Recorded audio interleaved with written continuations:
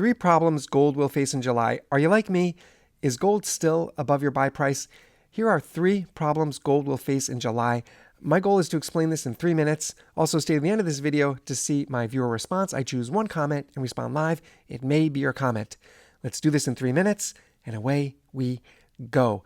Last month presented a perfect example of our struggle regarding long-term performance lag. After that big spike a few months ago and gold hovering at $2,000 per ounce, remember those days reaching up to $2,060 per ounce? That was the time to sell. But last month has shown the true frustration of this theory. The theory of long-term performance lag is as follows. Gold does increase in value over time. It does, but it remains stagnant for long stretches, which is painful for those of us with minimal discretionary spending. Those are my fancy words for saying you and I are broke. Maybe not broke, but it is difficult for us to purchase full ounces when gold hits a high and hovers at that price. Then even during the dip we saw last month, the performance feels stagnant. If you've been watching my channel, then you know that I do not put all my money into precious metals. Yes, I diversify. I invest in stocks. I invest in real estate. I try to diversify my portfolio. This is not a doom and gloom channel. I'm not making videos to stoke your fears of the coming economic collapse. Stop. Do not yell at me in the comments. I'm on the same page as you. I fully understand the precarious position of the dollar and the attacks on the dollar that we are seeing. That is real, and that certainly impacts the spot price of gold. The dumping of treasuries by countries like China and Russia, yes, that is a real impact on the price of gold, and that is the second problem we will see in July. Those countries dumping treasuries they're all buying up gold at a record pace. Central banks are hoarding gold, and that further impacts the spot price that we follow. Please leave me a comment. Let me know if this rings true for you. I read all your comments, and I really want to know what you think.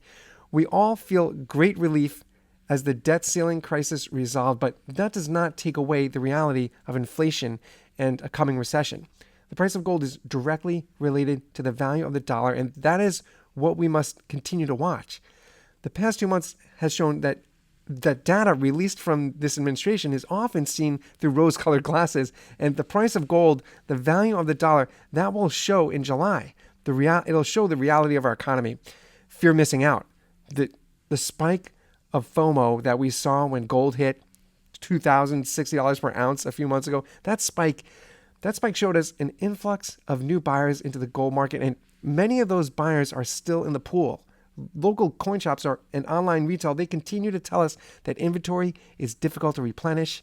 That fear missing out will continue. And where are these people getting their money? My buy price was always closer to $1,700 per ounce, certainly not $2,000 per ounce. And I'm holding my fiat currency until I can see the dip below 1,900.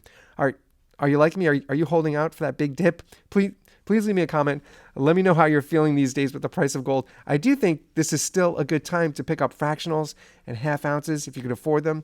I certainly see gold continuing to rise toward the end of this year. And there you go. I explained it in 3 minutes. Woo!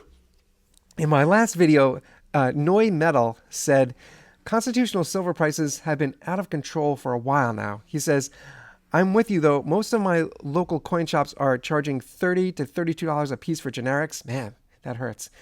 He says it has been happening for a while now, even with the price dip. No one was ready for the demand, and I think a lot of these shops, they got stuck buying while prices were high. He continues, he says, now that prices have been dipping, they can only keep them at that price or lose money. It makes me think we all need to start treating silver like gold and start thinking long-term about when and what you buy. Thanks for that comment, and I agree. Dealers have paid a higher price for silver, and they want to keep their ask price to make up for the dip in spot price. I feel that often, and typically I chalk it up to the cost of the precious metals game, but your comment is telling me we need to start thinking of silver as the long game, just like we do for gold. Thanks for that comment. Hit subscribe. I post a new video 3 times a week. Hit subscribe. I don't want you to miss it. I'll see you in the next video.